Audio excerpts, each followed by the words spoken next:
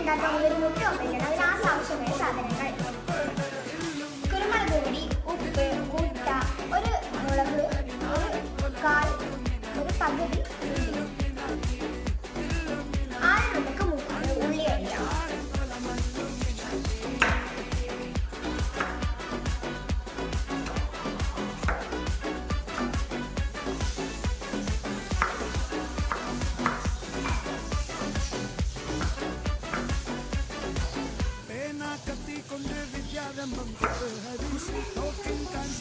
ശീലം പണ്ടേ മാറാത്ത വ്യാധി നെഞ്ചിൽ കുത്തി വച്ചോരങ്കക്കലി തീരാത്ത വാശി അന്നം മീശ വെച്ചോരാട്ട പുലി ഇടയാൻ വന്നൊരു